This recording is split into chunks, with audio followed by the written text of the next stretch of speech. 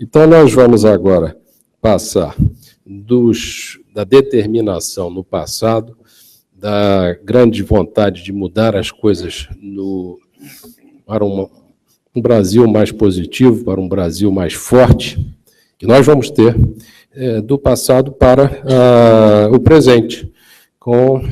Eu sei, Maria Silvia, que você está fazendo tudo que você pode.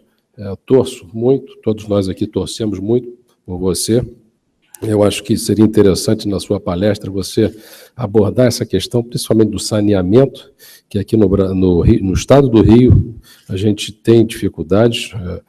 Quando você tem um esgoto a céu aberto, por exemplo, imagina o que é aquilo em termos de mosquitos, saúde pública, doenças infecciosas. Então esse é um assunto particularmente importante, não apenas no Rio, mas para todos os estados, e eu sei que você está também tentando arduamente trabalhar nesse sentido. Então, por favor, vamos à sua palestra.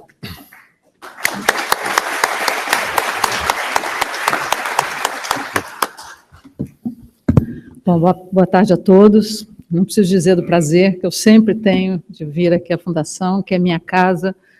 Eu acho que, tirando aí os professores atuais, Carlos Ivan, Rubens, Aloysio, essa turma aqui, eu sou, assim, feita na Fundação, realmente, né? Porque eu fiz EBAP, EPGE, mestrado, doutorado, trabalhei no IBRE, fui do conselho diretor anos da Fundação. Então, essa casa realmente me formou, e você tem toda a razão, Gustavo, a nova matriz econômica não sairia dessa casa. Isso é uma constatação importante. Essas aventuras a gente não cometeria. Talvez outras, mas essas com certeza não. E eu, além de ter tido o privilégio de ter tido Porto como meu professor, e Porto, eu posso dizer para você, assim, esse convite faz a gente parar, né, para pensar, e tanta coisa me lembrei, mas você fez muita diferença na minha vida. Eu era muito tímida quando entrei na Fundação, esses professores me amedrontavam bastante, eu era a única mulher na maioria do tempo, e certamente você, com a sua essa coisa mais descontraída, suas brincadeiras, tirando o charuto, que realmente eu não gostava, eu sentava lá atrás, porque a gente saía cheirando a charuto, e a aula dele era às 7 horas da manhã. Então, era impossível. Ficava aquele charuto na boca às 7 horas da manhã, né, Gustavo?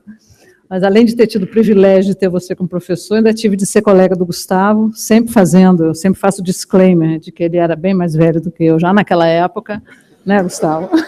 Acho legal saber.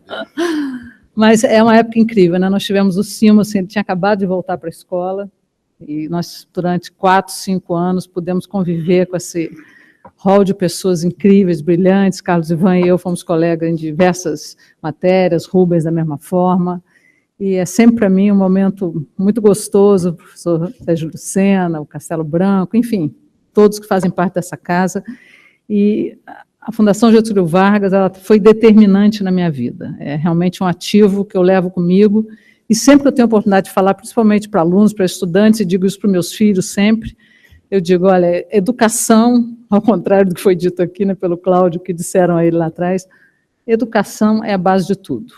Você não precisa saber tudo, mas você precisa ter capacidade intelectual para aprender e para ter a capacidade de absorver as coisas que acontecem. Então, Porto, eu queria aproveitar para te parabenizar, ver como você está bem, cabeça sempre 1000 coisas na frente, você sempre teve uma capacidade que também te distinguia dos professores, em muitos casos, que era de aliar a teoria com a prática. Você sempre teve um espírito muito prático, muito pragmático. Eu acho que isso naquele mundo, o Aloysio não está mais sentado aqui, né, do espaço de Banas, que a gente vivia lá, meio sobrevoando, pelo menos para mim, era sempre muito bom ter aquela coisa mais prática, pragmática, orientada. Então, parabéns e muito obrigada, tá? Você realmente fez diferença na minha vida. Depois de ouvir tudo que os palestrantes falaram, a gente realmente fica, um peso muito grande do tamanho da agenda que a gente tem para cumprir, e dá um certo desânimo, né? Porque é uma agenda que, em muita medida, a gente já cumpriu.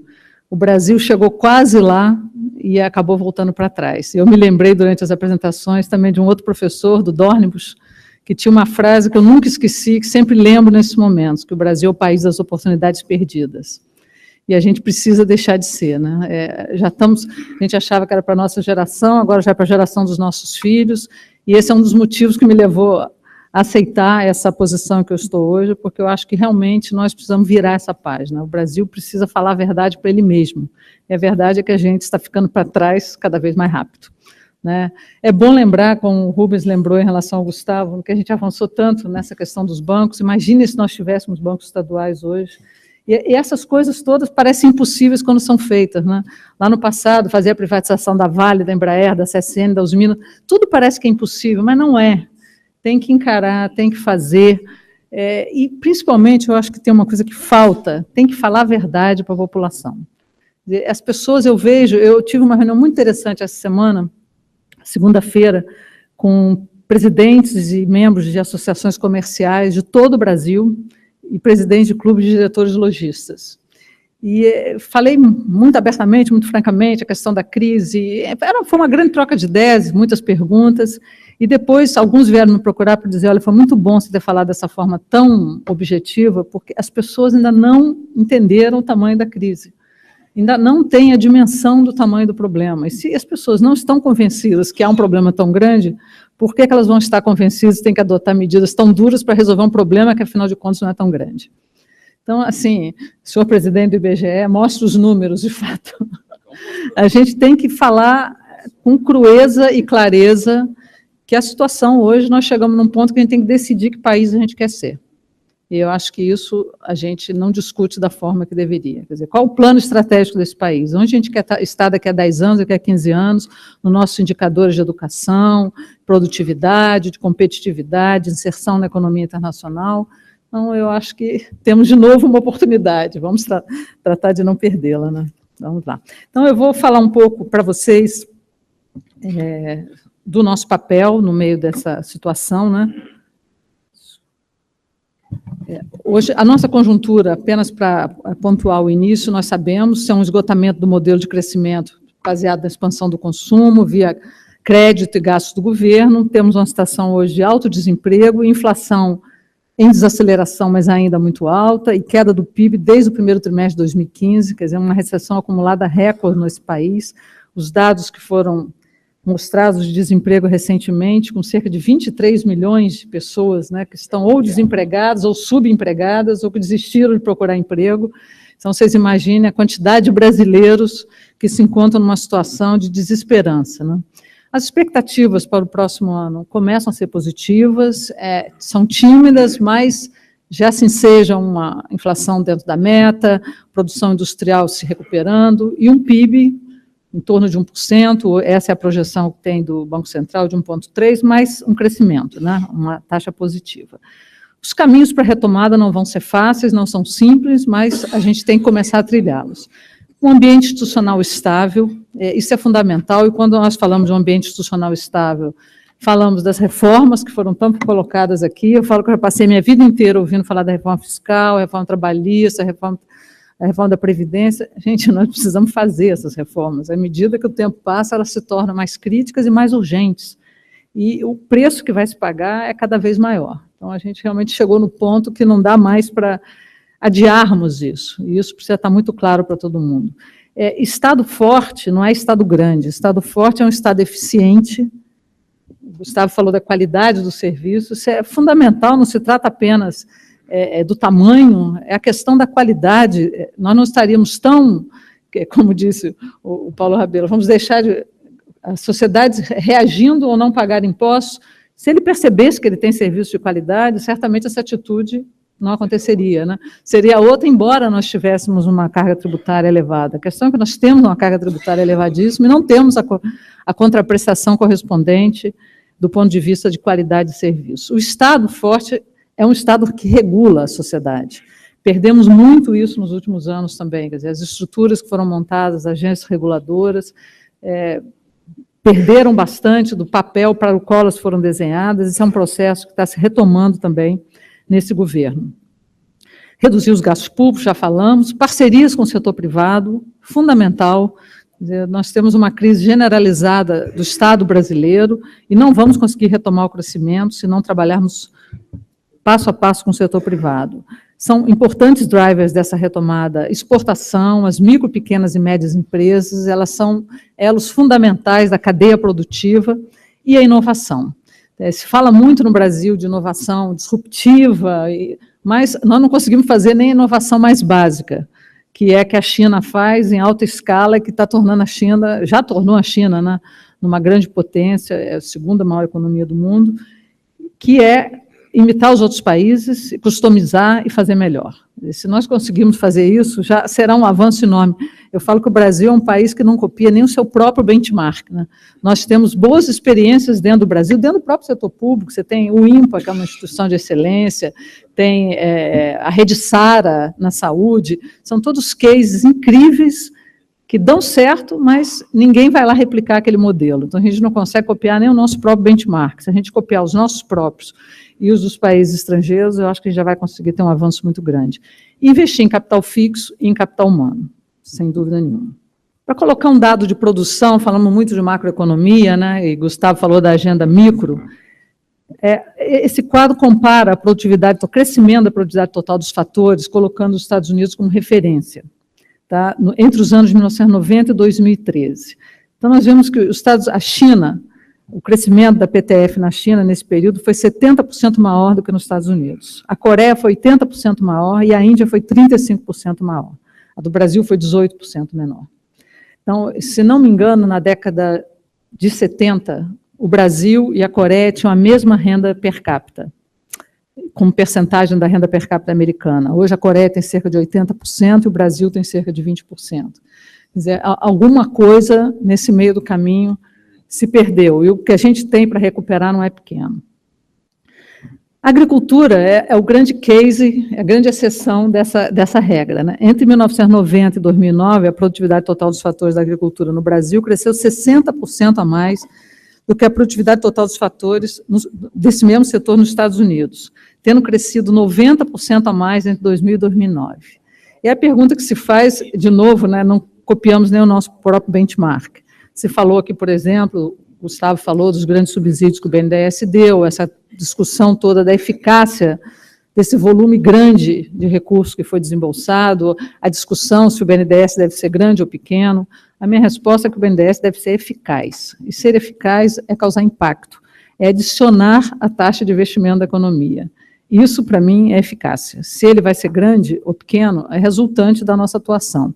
Então, de fato, não é uma questão que me preocupe. A questão que eu acho que a gente deve discutir é qual é a melhor forma de você incentivar a economia. Acho que a agricultura, ela nos traz um elemento importante, que é a questão do incentivo horizontal, né? A Embrapa é uma instituição de inovação que conseguiu se preservar e ela consegue difundir dentro do setor essa inovação. Ela não fica restrita a apenas um pequeno grupo. Então, nós temos feito muitos seminários internos e convidando pessoas externas para discutir questões importantes. Fizemos semana passada um sobre indústria, e uma das questões que ficou clara para a gente na discussão é que o Brasil tem uma grande dificuldade de difundir a inovação.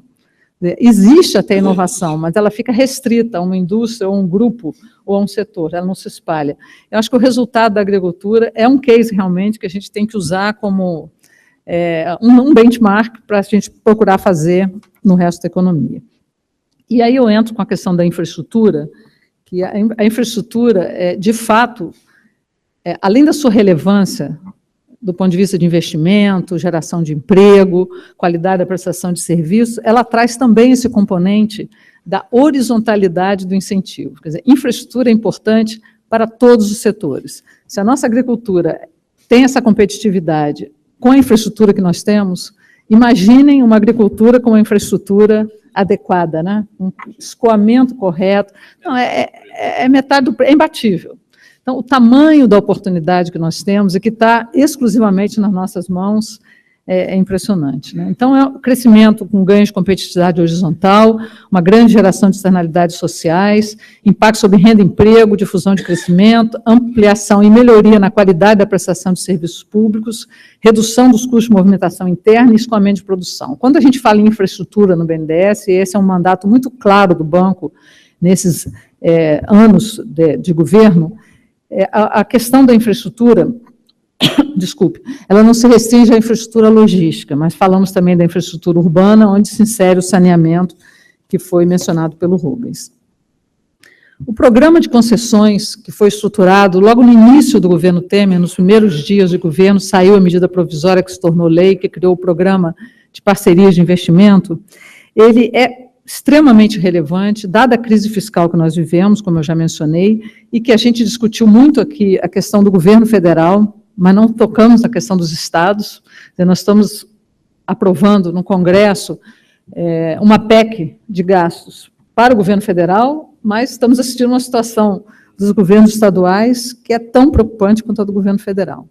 Isso também terá que ser debatido e equacionado. Então, o tamanho da agenda não é pequena, né?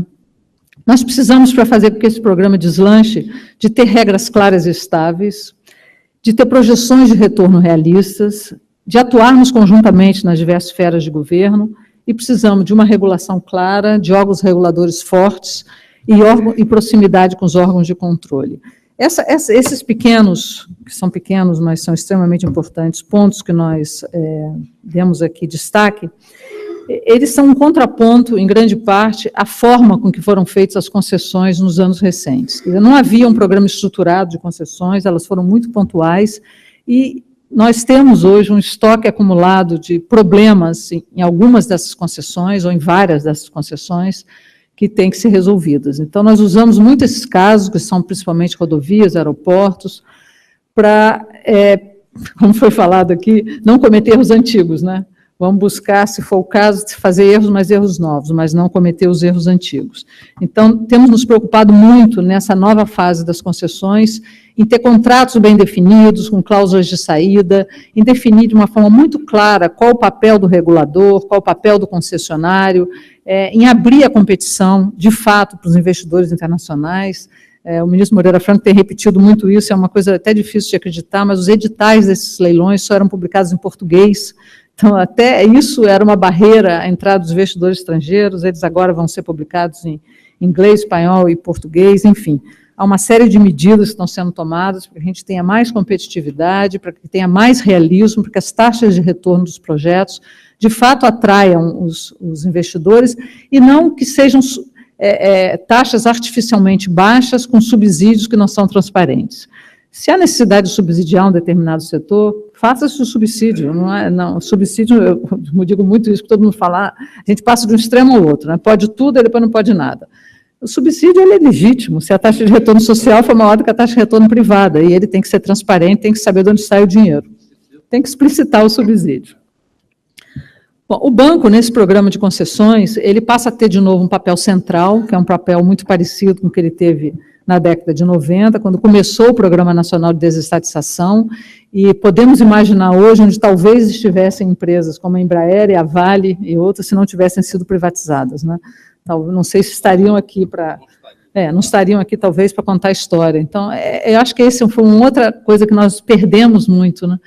Foi feito um programa tão importante, com resultados tão importantes, e nunca houve, nunca houve a explicação correta disso também para a sociedade brasileira. Em muitos casos, a palavra privatização virou quase que um palavrão. Não deu nada certo, vamos privatizar. Não, mas não é isso. A grande discussão é onde a gente quer alocar os recursos públicos, que são escassos, e se a sociedade brasileira deseja usar isso para subsidiar a produção de aço, a sociedade brasileira prefere usar isso para ter melhores escolas, melhores hospitais e ter segurança. Então, essas são as escolhas, né? As escolhas têm que ser claras. Enfim, a nossa atuação, então, resumindo, ela vai se dar desde a contratação de estudos, para fazer a modelagem da venda, que nesse caso, a maior parte das vezes não serão vendas, serão concessões, até a assinatura dos contratos após os leilões.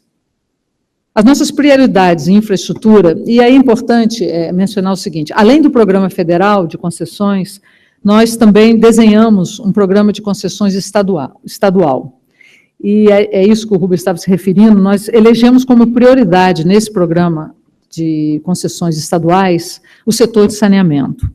Esse setor é bem um retrato do que a gente precisa mudar de uma forma radical e rápida no Brasil. Quanto mais eu conheço dos dados do setor, mais envergonhada eu fico. É impressionante. O Brasil é uma das 10 maiores economias do mundo, e num ranking de 200 países, nós estamos no 112º lugar. atrás de países do norte da África, do Oriente Médio e de vários países da América do Sul. Das 100 maiores cidades brasileiras, a cidade do Rio de Janeiro está no 50º lugar em termos de saneamento. 50 milhões de brasileiros não têm distribuição de água e 100 milhões de brasileiros não têm coleta nem tratamento de esgoto. É uma situação insustentável. E esses números, possivelmente, são números subestimados, porque muitas vezes e isso é importante, viu, Paulo? É uma coisa que tem que ser discutida nesses planos. Se mensura como serviço o quilômetro do cano. Não necessariamente desse cano sai água ou se coleta esgoto nesse cano, porque ele não está ligado a nenhuma estação. Porque se contratam as obras pelas obras públicas e não se contrata pela prestação do serviço.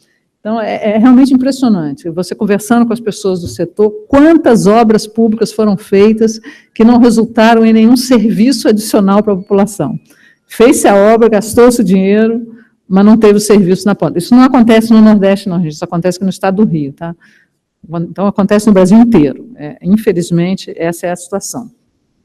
Então, nós estamos trabalhando junto com o Ministério das Cidades, com a Caixa Econômica, e estamos conversando com todos os estados. Hoje já existe um potencial de 15 a 18, 19 estados que vão aderir imediatamente a esse programa, com o objetivo de tentar universalizar a distribuição de água, coleta e tratamento de esgotos. Quer dizer, se montar um programa para, de fato, tentar equacionar no número de anos que não sejam muito distante essa questão, que eu costumo dizer que é uma agenda do século retrasado, né? Já não é mais do século passado, é do século retrasado.